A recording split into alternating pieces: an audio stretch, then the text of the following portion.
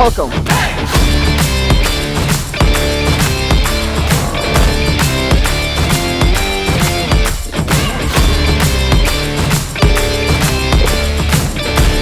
It's probably that.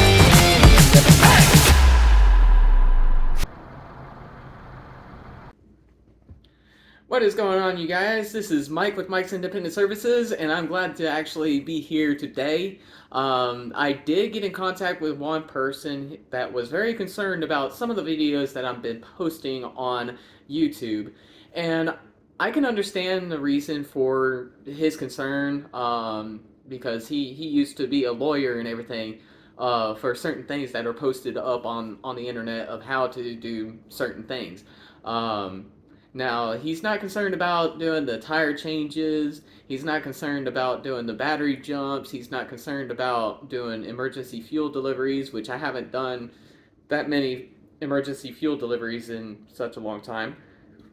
Except for that one time, which wasn't my customer, it was my buddy's customer that he was responding to. But I thought I'd go ahead and put out like a disclaimer out there. Um, the disclaimer is for people that are locked out of their vehicles. Now, I understand that, there are plenty of criminals out there. They would love to have plenty of information about how to get into vehicles, break in as quickly as possible and try stealing things, like possibly doing carjackings or hijackings, whatever the case may be, or probably getting into the vehicle without doing any damage to the vehicle to be able to gain access to people's property. Now, in the disclaimer, this is for educational purposes only. It's not meant for those to teach criminals on how to break into vehicles. This is only educational videos for those that are very interested in doing emergency roadside assistance, just like I am. I'm certified. Every time I have to break into a vehicle, it is completely 100% legal for me to do because I'm being paid for it, and the customer requests for it to actually happen. And I do not intend to share this to any criminals out there on how to break into vehicles. This is strictly for business. This is strictly for, teaching others on how to actually get into certain vehicles. Now, getting into the business of emergency roadside assistance is very, very hard. Uh, there's a lot of time consuming instances where you're stuck in traffic, you're trying to make it to a call, there's an accident, there's road construction, and you're trying to make it to a call, which is one of the videos that I actually did post about making it to an emergency call for roadside assistance, which was at a construction site. The construction workers over there wanted that vehicle off the freeway because they do not want that person just being stuck there. So that was another concern right there. So law enforcement was actually notified about the emergency roadside assistance call from the side of the interstate because there was construction and the person was broken down at around the construction area, so they needed that vehicle fixed up and sent on their way. They had too many semi trucks, too many vehicles parked on the side of the interstate, so they really needed that vehicle back up on the road. And there were truck drivers that possibly ran out of time, so they had to do their reset up on the side of the interstate, whatever the case may be. So with that video of me actually using the shoulder with my lights activated and trying to make it to the call, now a lot of people don't understand that when I have my lights activated, because my vehicle is considered as an emergency road vehicle, so you have to yield to an emergency road vehicle. Maybe I'm not law enforcement, maybe I'm not an ambulance, maybe I'm not a firefighter. I'm none of those. I'm an emergency roadside assistance company. Like that's what I do for a living, and I make pretty good money. It actually pays the bills. It actually pays for everything that needs to go on. Now you can see this little mount that's on my hat. I'm pretty sure everybody's like, what is that thing for? This is for my camera. I have my camera mounted up on here. I am gonna be upgrading this so I can actually have like something more low profile instead of sticking up right here. But the camera I'm gonna get is gonna have like a light feature, so I can actually shine light of where I'm trying to look at, and I'm also gonna have my neck light and my regular flashlight with me, because my neck light, it goes around, but whenever I'm trying to take pictures, my camera or my phone, because I got to take pictures with my phone, is actually blocking the light, so I have to sit there and take pictures like this, and it's just kind of tricky like that. So I'll have a light here, and I'll be able to take pictures, do whatever I need to do. But I thought I'd go ahead and share this video with you guys with a quick disclaimer is any of my actions of getting into customers' vehicles, which is completely 100% legal for me to actually do because of discretion of the owner of the vehicle, I am legally allowed to actually do that. So if you see those videos and you're just sitting there questioning, like, why am I sharing this? Maybe the person doesn't want this stuff to be shared. The thing is that I get with the customers and I tell them that, I am video and audio recording, and I also get permission from them. Sometimes, or most of the time, if they are in a public setting, I'm not sitting there trying to gain access into their vehicle to rummage through everything. I'm not trying to get their personal information, not trying to share their driver's license. Some of these customers, whenever they are locked out of their vehicle, they'll sit there and be like, yeah, it's me, and then they sit there and shine their driver's license with me. I don't even share that information at all, and if I do have it on camera, I am not going to share that on YouTube. I'm not going to share it anywhere. It's not going to be, anywhere online. It is going to be strictly here. It's going to be on a storage drive, not connected to the internet. That's mainly where it's going to go, because all my recordings that I do is for insurance purposes, but a lot of these recordings that I am actually pushing out on YouTube are actually authorized. It's public area. I can record, I can post, I can do whatever. Whatever I see is, basically public. But whenever I'm doing the lockouts and everything, a quick disclaimer, it is completely legal for me to actually do that because it is the discretion of the owner to actually break into it. Yes, it is educational purposes for those that are interested in roadside assistance, and it is not intended for use for illegal activities. So that's the only discretion that I have for everybody.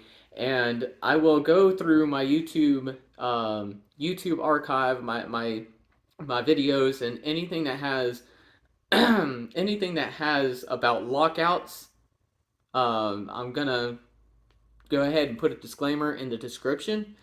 And if anybody wants to sit there and try suing about, possibly sharing that information for criminal activity, I'm going to put a disclaimer in there saying this is for educational purposes only. This is not intended for illegal activities or illegal use. So that's mainly what the discretion is about. So I thought I'd go ahead and put that out there. And right now it is kind of quiet. It is a Tuesday. Usually happens. I only had about 5 calls today, so it is what it is. It's been quiet for a few hours. Been sitting there, possibly watching a YouTube video, drinking a soda, going outside, making sure everything is looking good with my vehicle. I always do inspections as well, and the inspections are basically I have enough fuel, my oil's looking good, my tire pressures are good, I don't have anything in my tires. Um, my equipment is free of any kind of damage, like my air hoses or air hose for my air compressor. My air compressor is completely filled with air. My jack is oiled up. Um, there's no damage to anything with my jack. No damage to my tire pump. Make sure my tire pump looks good. No frays in the electrical right there. I take a look at my jumper cables, make sure that there are no breaks, no any kind of frays in the wiring. I always inspect everything for any kind of damage. All that stuff. I look at everything for my vehicle, including the emergency fuel deliveries that I got to do. I haven't done one ever since that last video that I did as like an extra thing. Is because someone was out of fuel.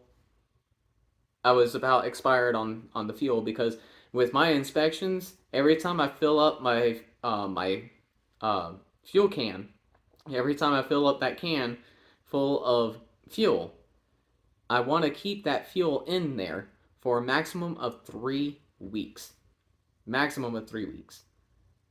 So during that time when I did that fuel delivery, I had that fuel can filled for about 3 weeks, and I don't like to keep the fuel in the fuel can because I have that what was it, the cap. I have the cap kind of slightly open so the vapors actually come out. So there might be some contaminants. Maybe the fuel actually gets what was it, cooled down, and therefore the tank actually it decompresses and everything, so it allows the airflow. Now if it's too humid outside, it's going to have some water vapor that's going to go in there. When it goes in there, it's going to contaminate the fuel. So that's why I say 3 weeks max for that fuel, for that emergency fuel. And I decided to give it to that one person, even though it wasn't my call. I gave it to them. It worked.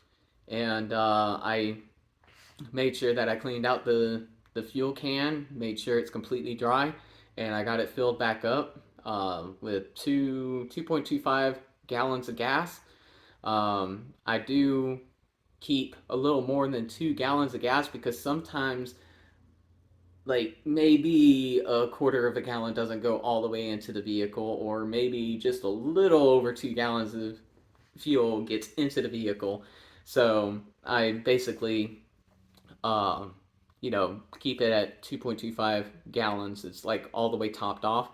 That way I don't have to sit there and keep the cap kind of, what do you call it, kind of cracked open to keep it from compressing and decompressing and all sorts of stuff, because that would be bad if I'm stuck at, let's say, I'm stuck on the side of the road on a service call. It's blazing hot. There's not the fuel can is not even filled up all the way, and it's getting too hot in the car, and the cap is completely sealed off and everything. If it's completely sealed off, that gas can is going to expand with all the gas vapors and everything, and that gas can explode with so much pressure that's inside of it. I've seen it happen, and I don't want that to happen to me. Trust me. So that's why I keep the cap open and everything. So the longer it's open, the more contaminants would actually get into the gas can, and the more it'll contaminate the fuel, and it's not going to look good. So anyways, I'm going to go ahead and end this video, and I hope this actually sums everything up for this disclaimer and everything that I'm talking about in this video. I hope you guys have a wonderful week, weekend, month, whatever, because we are going to May starting tomorrow. And I hope you guys have a wonderful time. I hope you guys understand what my disclaimer is about, what I do for a living, how I do things as an emergency roadside assistance company. And I'm hoping to actually get a new camera soon. That way I don't have to wear this thing here. All I have to do is just clip on a camera that is more low profile, which will record up in the heat, in the rain, has a light, all sorts of stuff. So hopefully I get that pretty soon. And I appreciate you guys watching my videos. Please like and subscribe.